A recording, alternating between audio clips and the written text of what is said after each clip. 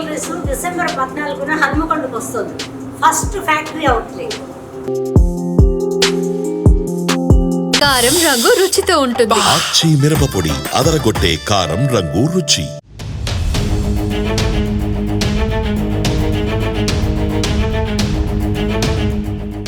Hi viewers, welcome to ఆదాన్ మరొకడం. నేను మీ ప్రసాద్. బాబు పవన్ల కంటే జోగి పేర్నిలే ఎక్కువ. విషయం ఏంటి అంటే, ఏదైతే జోగి రమేష్ ఒక కార్యక్రమంలో పాల్గొన్నాడు కదా, అది పేర్నిలని ప్రస్తుతం పారిపోయినాడు కదా, ఇది ఈ రెండింటికి సంబంధించిన అంశం ఇప్పుడు మనం చర్చించబోతున్నాం. దానికంటే ముందుగా జోగి రమేష్ పేర్ని నానిల పైన మీ అభిప్రాయం ఏంటి అనేది మాత్రం ఖచ్చితంగా కామెంట్ సెక్షన్లో తెలియచేయండి. ఇక వివరాలకు వెళ్ళినట్లయితే, జోగి రమేష్ ఆయన గురించి చెప్పాలి అంటే పెద్ద పెద్ద గ్రంథాలు రాయాల్సి వస్తుంది. ఎందుకంటే పదవిలో ఉండగా రాష్ట్ర ప్రజానీకానికి కానీ కనీసం నియోజకవర్గ ప్రజలకు కానీ చేసింది ఏమీ లేదు. ఒకటి నియోజకవర్గంలో ఎమ్మెల్యేగా చేశారా, పోనీ ఎవరికైనా సరే ఏదైనా, అది లేదు. పోనీ రాష్ట్ర ప్రజానీకానికి ఒక మంత్రిగా ఏదైనా చేశారా, అది లేదు. కానీ ఇక్కడ ఎవరైనా తిట్టాలి అన్నా, బూతులు మాట్లాడాలి అన్నా కోచింగ్ సెంటర్ పెడితే అందులో హెడ్ మాస్టర్గా జోగి రమేష్ గారే ఉంటారు. సో అటువంటి జోగి రమేష్ కన్ను మిన్ను కానరాకుండా ఏ విధంగా మాట్లాడాడు మీకు గుర్తుందా? ప్రతి ఒక్కరు గుర్తుండే ఉంది కదా. ప్రతి ఒక్కరికి కూడా కడుపు మండిపోతూ ఉంటుంది. ఇది తెలుగుదేశం జనసేన వాళ్ళకే కాదు, సామాన్యులకు సైతం. ఎందుకంటే ఇక్కడ మీరు అసలు ప్రజానీకానికి ఎటువంటి సంకేతం ఇవ్వాలనుకుంటున్నారు, ఏం చెబుదాం అనుకుంటున్నారు, ఏం మెసేజ్ పాస్ చేద్దాం అనుకుంటున్నారు, రాజకీయాల్లో ఉంటే ఇదేనా చేసేది అన్న రీతిలో ఆయన మాట్లాడే తీరు ఉండేది. సో అటువంటి జోగి రమేష్ ఏదైతే కూటమి ప్రభుత్వం అధికారంలోకి వచ్చిందో ఆ తర్వాత ఆయన ఏదైతే అగ్రిగోల్డ్ కుంభకోణానికి సంబంధించిన వ్యవహారంలో ఆయన పైన కేసు నమోదైనప్పుడు, అరెస్ట్ చేసినప్పుడు, ఆయన కొడుకుని అరెస్ట్ చేసినప్పుడు, అప్పుడు ఆయన ప్రెస్ మీట్లు పెట్టి ఏం మాట్లాడారండి? కావాలని కక్షపూరితంగా అరెస్ట్ చేస్తున్నారు, ఏదైనా ఉంటే నా మీద తీర్చుకొని నా కొడుకు మీద కాదు, అది ఇది. పైగా కులం కార్డు తీసుకొచ్చేసి అక్కడ పెట్టేశాడు. గౌడ కులస్తులందరూ అందరి మీద అది ఇది దాడి చేసినట్టే, శిక్షించినట్టే, అది ఇది అని చెప్పేసి అన్నారు. ఇది జరిగింది. అదంతా గుర్తుంది కదా. ఇప్పుడు ఎందుకు ప్రస్తావిస్తున్నానంటే, ఇప్పుడు వార్తలన్నీ కూడా ఈ చుట్టూనే తిరుగుతున్నాయి. ఏదైతే సర్దార్ గౌతు లచ్చన్న ఆయన విగ్రహావిష్కరణ కార్యక్రమం నూజివీడులో జరిగింది కదా, ఇది అందరికీ తెలిసిందే. అయితే మీకు ఇంకా లోతుగా తెలియజేస్తాను ఇన్ఫర్మేషను. సో ఈ యొక్క విగ్రహావిష్కరణ కార్యక్రమానికి ఎవరెవరు హాజరయ్యారు? తెలుగుదేశం పార్టీ నేతలు ఉన్నారు. అఫ్కోర్స్ మినిస్టర్ అయినటువంటి కులుసు పార్థసారథి గారు, అలాగే గౌతు శిరీష గారు ఎమ్మెల్యే, ఆవిడ ఏంటంటే ఆయన గౌతు లచ్చన్న గారు వారసురాలుగా ఆవిడ. అట్లాగే కొంకళ్ళ నారాయణ ఆర్టీసీ చైర్మన్గా ఉన్నాయన. సో ఆయన గౌడ సామాజిక వర్గానికి సంబంధించిన వ్యక్తి కాబట్టి సరే ఆయన కూడా వచ్చారు. వీళ్ళందరూ కూడా తెలుగుదేశం పార్టీ వాళ్ళు, గుర్తుంచుకోండి. కానీ ఇక్కడ జోగి రమేష్ వచ్చాడు. ఈ జోగి రమేష్ ఎవరు? సామాజిక వర్గ పరంగా తీసుకొచ్చారు. వైసీపీ నాయకుడు. సరే వైసీపీ నాయకుడు అయినా సరే సైలెంట్గా ఉండి నోటి దోల ఇట్లాంటిది ఏమి లేనివాళ్ళు అనుకోండి, ఎవ్వరూ పట్టించుకునేవాళ్ళు కాదు. కానీ ఆయన మాట్లాడే తీరు ఎట్లా ఉన్నదండి? చంద్రబాబు నాయుడు గారిని, లోకేష్ గారిని, పవన్ కళ్యాణ్ గారిని అరే తురే ఒరే తప్ప ఇంకేమైనా ఉన్నదా? మరి అటువంటి వాడికి మొన్న జరిగిన ఓటమికి, మొన్న తగిలిన దెబ్బకి, ఒక్క దెబ్బకి అరే తురేలు అనే పోయినాయి నోరుకి. సైలెంట్గా చంద్రబాబు గారు, పవన్ కళ్యాణ్ గారు, లోకేష్ గారులు వచ్చేసినాయి అప్పుడు. సో అంటే అధికారం ఉన్నప్పుడే రెచ్చిపోతారు వీళ్ళు. అధికారం ఉన్నా లేకున్నా ఒకేలాగా ఉండగలగాలి. అధికారం ఉంటేనే మేము పులుల్లాగా ఉంటాం, అధికారం లేకపోతేనేమో పిల్లిలాగా మారిపోతామని అంటే ఇంకా ఆ మనిషి నైజం ఎట్లాంటిదో అర్థం చేసుకోండి. అది ఒక ఎత్తు. ఇక దాని తర్వాత ఇక్కడ ఏదైతే ఆ కార్యక్రమంలో హాజరవ్వటం, సాధారణంగా జోగి రమేష్కి తెలుగుదేశం పార్టీ అన్నా జనసేన అన్నా ఎంత ఎలర్జీ అంటే పసుపు చూస్తేనే నచ్చదు ఆయనకి. అటువంటి వ్యక్తి నిన్న ఆ యొక్క రథంపైకి ఎక్కి వాళ్ళ పక్కనే నుంచున్నాడు అంటే ఇది ఒకటి. ఆయనకు నచ్చకపోయినా నుంచున్నాడు. దానికి గల కారణం ఏంటి? ప్రస్తుతం ఆయన ఉన్న పరిస్థితి. ఏదో ఒకటి కొంత సాఫ్ట్ కార్నర్ ఉంటుంది అని. నెక్స్ట్ దీనికంటే బ్లండర్ ఏంటి అంటే, అసలు ఆయన్ని అక్కడ ఎక్కనివ్వటం, వాళ్ళ పక్కన నుంచోబెట్టుకోవటం. సో అక్కడ గౌతు శిరీష గారు ఉన్నారు. ఆవిడ ఎక్కడో ఉత్తరాంధ్రలో ఉంటారు. ఆవిడకి తెలియదు కార్యక్రమానికి ఎవరెవరు హాజరవుతున్నారు. మన నాయకులు పిలుస్తున్నారు, మనవాళ్లే కాబట్టి అని. సో ఇప్పుడు అదేంటి? పార్టీకి సంబంధించిన వ్యవహారమా? కాదు. ప్రభుత్వానికి సంబంధించిన వ్యవహారమా? కాదు. కొన్ని కులానికి సంబంధించిన వ్యవహారమా? అది చెప్పలేము.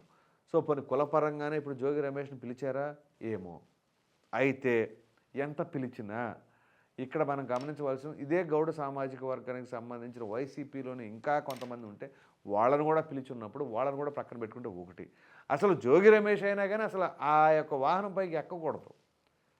సరే ఎక్కిన వాడిని తోసేయలేరుగా, ఆయన ఎక్కారు.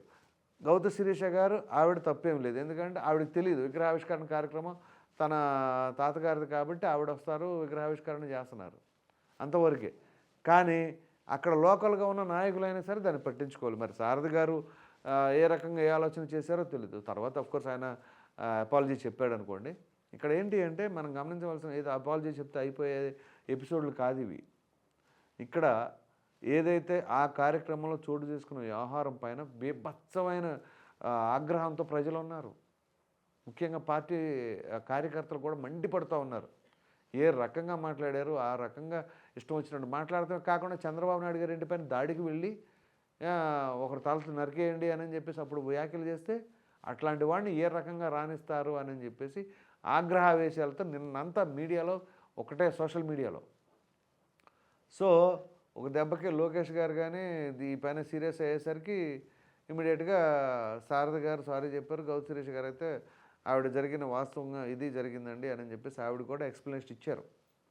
అయితే ఇక్కడ అండర్లైన్ చేసుకోవాల్సింది ఏంటో తెలుసా, జోగి రమేష్ ముఖ్యంగా ఏంటి అంటే వామ్మో ఇంత వ్యతిరేకత ఉందా తన పైన అనేది అర్థమైంది. సాక్షాత్తు కళ్ళకు కట్టినట్లు తెలిసింది.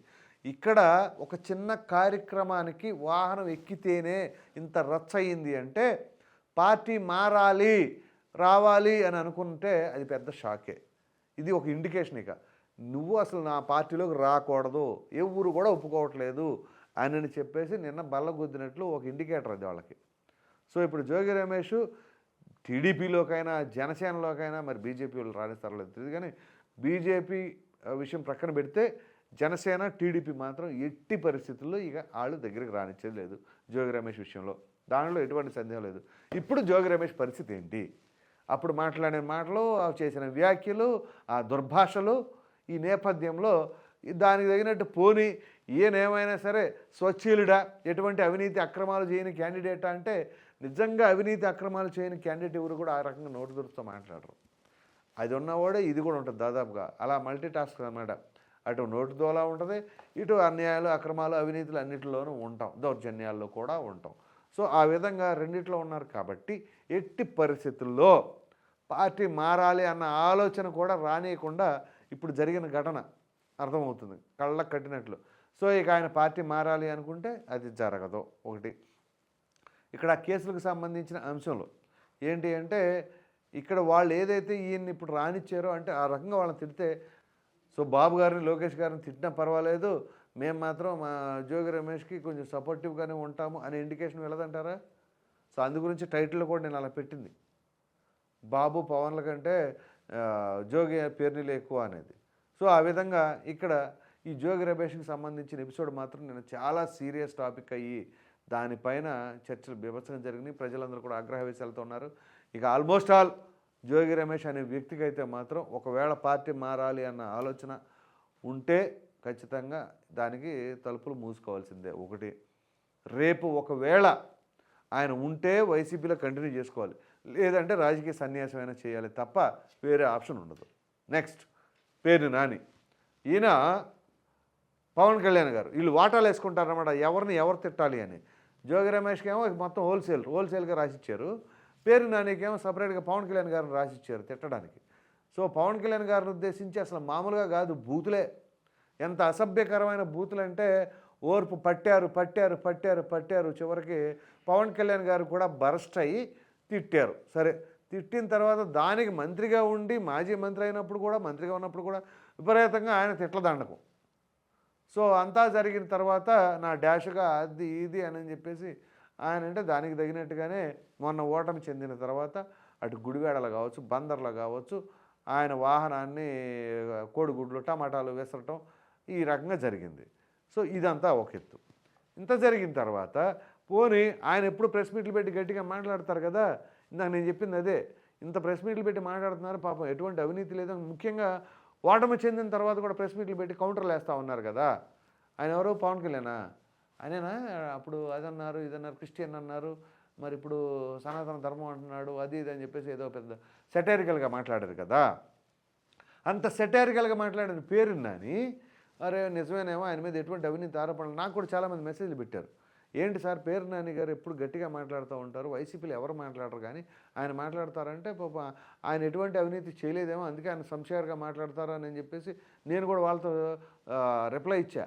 తీరా కట్ చేస్తే ఆయన సొంత గోడౌన్లోనే ఆ రకంగా 3700 చిల్లర బియ్యం బస్తాలు మాయమైపోయినాయి అంటే ఆహా ఇక్కడ ఎవరు స్వచ్ఛీలు లేరు అందరే అన్నట్టుగా అనుకోవాల్సిన అవసరం ఉంది.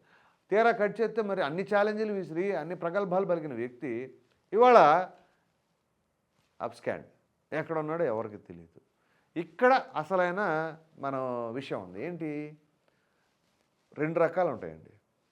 ఒకటి అధికార పార్టీకి సంబంధించిన నాయకులే పేరు నానిని కాపాడాలి, పారిపోయింటే పట్టుకోనీయకుండా. 2 అధికారులన్నా కొమ్మక్కై ఉండాలి. ఎవరు చేసుంటారు? ఒకటి అధికారంలో ఉన్న నాయకులు అంటే తెలుగుదేశం పార్టీ జనసేన పార్టీలో ఉన్న నాయకులే పేరు నాని ఎక్కడున్నారో తెలిసినా సరే పోలీసులను పట్టుకోనీయకుండా ఆపాలి. లేదా అధికారులు అయినా సరే కొంచెం సాఫ్ట్ కార్నర్తో ఆయన ఎక్కడున్నారో తెలిసినా వీళ్ళు పట్టుకోకుండా ఇంకా మేము సెర్చ్ చేస్తున్నాం అనేది నాకు చెప్పాలి. ఏది వాస్తవం ఇందులో? ఎందుకంటే పేరు నానిని ఏ రాజకీయ నాయకులైనా ఇక్కడ వీళ్ళు రాజకీయ పరంగా పైకి మాట్లాడేది ఒకటి, ఇంత అంతర్గతంగా ఒకటి ఉంటుంది. కొన్ని చోట్లయితే వీళ్ళు కూడా వేరు పార్టీలో ఉండి పైకి తిట్టుకుంటారు, లోపల కలిసే ఉంటారు. అదేదో మొన్న సినిమా ఉన్న చూసారా ప్రభాస్ది, ఆ టైప్లో అనమాట. పైకేమో నువ్వెంత అనుకుంటారు, చీకటి పడిన తర్వాత ఇద్దరు బావా అనుకునే రకాలు కూడా ఉంటారు. సో ఆ రకంగా పేరు నాని గారికి సపోర్ట్ చేసేవాళ్ళు ఎవరైనా ఉన్నారా? అలా చేస్తే పవన్ కళ్యాణ్ గారు ఒకవేళ తెలుగుదేశం పార్టీ నాయకులు అయితే లోకేష్ గారు బాబు గారి కంటే, జనసేన పార్టీ నాయకులు అయితే పవన్ కళ్యాణ్ గారి కంటే పేరు నానియే ఎక్కువ. ఎన్ని బూతులు తిట్టినా ఎవరినేమన్నా పర్వాలేదు మాకు పేరు నానియే కావాలని అంటారా? లేదు. 2 అధికారులు ఏ విధంగా వ్యవహరిస్తున్నారు అనేది కూడా చూడాలి. ఇక్కడ గమనిస్తే వైసీపీ నాయకులపైన కేసులు నమోదవుతున్నాయి కానీ అరెస్టులు అవ్వటం అరుదుగా ఉంటుంది. అసలు ఈ రకంగా పారిపోవడం, కొన్నాళ్ళు అబ్స్కాండ్ అవ్వటం, తర్వాత ఎప్పుడుకో పట్టుకున్నారు అని చెప్పేసి పోలీసులు తీసుకురావటం, అంత అసమర్థత ఉన్న పోలీసులు ఉన్నారని మన రాష్ట్రంలో అర్థం కావట్లా. సో ఇప్పుడు ఈ పేరు నాని విషయంలో పోలీసులది తప్ప లేదా నాయకులది తప్ప, లేదు ఇద్దరిదే తప్పు ఉందా? ఎవరు సమాధానం చెప్తారు? అంటే తప్పు చేసిన వాళ్ళని కాపాడుతూ ఉంది ఈ ప్రభుత్వం అనేది సంకేతం కూడా ప్రజలకు వెళ్ళదంటారా? సో అఫ్కోర్స్ ఎవరో ఒకళ్ళ నాయకులు అండదండలతో ఈ విధంగా జరుగుతుంది అనే కూడా వార్తలు వస్తున్నాయి. సో దానికేం సమాధానం చెప్తారు? అంటే మీరు ఒకటే ప్రజలు పిచ్చోళ్ళ అనే భావన ఉంది. సో ఇటువంటి తరుణంలో అసలు పేరు నాని ఎక్కడ దాక్కున్నాడు అనేది కూడా క్యాచ్ చేయలేకపోతే ఇంకెందుకండి మనం ఇంత టెక్నాలజీ పెట్టుకొని? ఇంటెలిజెన్స్ శాఖ ఏం చేస్తుంది, ఇంటర్పోల్ పోలీసులు ఏం చేస్తున్నారు, ఎక్కడ ఏం జరుగుతుందో ఆ మాత్రం కూడా ఐడెంటిఫై చేయలేకపోతున్నారా? మరి ఆ రకంగా ఉందా? అందు గురించే కదా పవన్ కళ్యాణ్ గారు ఆ రోజు పోలీసులందరిని ఉద్దేశించి గట్టిగా మాట్లాడింది. డీజీపీ గారికి చెప్తున్నా, హోమ్ మినిస్టర్కి చెప్తున్నా అని చెప్పేసి. మరి ఇన్ని వ్యాఖ్యలు చేసిన వాళ్ళు ఇవాళ పారిపోయారు, ఎక్కడున్నారో తెలియలేదు, మేము ఇంకా ఆచూకీ తెలుసుకుంటామని ఇంకెంతకాలం తెలుసుకుంటారు ఆచూకీ? ఈయన పాత రోజుల లాగులు వేసుకొని జీబులు వేసుకొని వెళ్ళి సినిమాలో లాగా చేజింగులు చేసి పట్టుకునేది. ఇవాళ ఇంత టెక్నాలజీ ఉండగా విత్ ఇన్ అవర్ పట్టుకోగలుగుతున్నారే. ఎవరో ఒక పాప మిస్సింగ్ కేసుకు సంబంధించి జమ్మూ అండ్ కాశ్మీర్లో ఉంటే 24 గంటల్లో ట్రేస్ అవుట్ చేయగలిగారు పవన్ కళ్యాణ్ గారి ఆదేశాలతో. మరి ఆ విధంగా మాజీ మంత్రి పేరు నాని గారిని పట్టుకోలేకపోతున్నారంటే ఇంక ఎంతకంటే అనుమానించాల్సిన అంశం ఏదైనా ఉంటుందా? ఇది ఎట్లా ఉంటుంది అనమాట. ఒక అండర్స్టాండింగ్తో వెళ్తున్నారు అనే అపవాదులు కూడా మూట కట్టుకుంటుంది ఇప్పుడు నేటి ప్రభుత్వం. చివరికి ఎవరో ఒక నాయకులు చేసిన తప్పుకో లేకపోతే ఒక అధికారి చేసిన తప్పుకో మొత్తం ప్రభుత్వం మీద పడిపోతుంది ఆ నింద. మరి చూసుకోవాలి, ఇప్పటికైనా సరే చూసుకోకుండా కనుక చేస్తే ఇదిగో మొన్నదాకా ఇప్పుడు వీళ్ళందరూ మీ మీదే దండయాత్ర చేస్తే వాళ్ళని ఇప్పుడు సమర్థిస్తున్నారు అనే అపవాదం మూట కట్టుకుంటారు. మరి చూద్దాం ఏం జరుగుతుంది ఏంటి అనేది. ఈ వీడియో కనుక మీకు నచ్చినట్లు లైక్ చేయండి, షేర్ చేయండి. అదేవిధంగా బాబు పవన్ల కంటే ఈ జోగి పేరునీళ్ళే ఎక్కువైపోయారా అని చెప్పేసి నేను ఇప్పుడు ఏదైతే వివరణ చెప్పానో దానిపైన మీ విలువైన అభిప్రాయాన్ని కామెంట్ రూపంలో ఖచ్చితంగా తెలియజేయండి. మరిన్ని వీడియోస్ కోసం మన ఆదాన్ ఛానల్ని సబ్స్క్రైబ్ చేయడం మాత్రం మర్చిపోండి. థ్యాంక్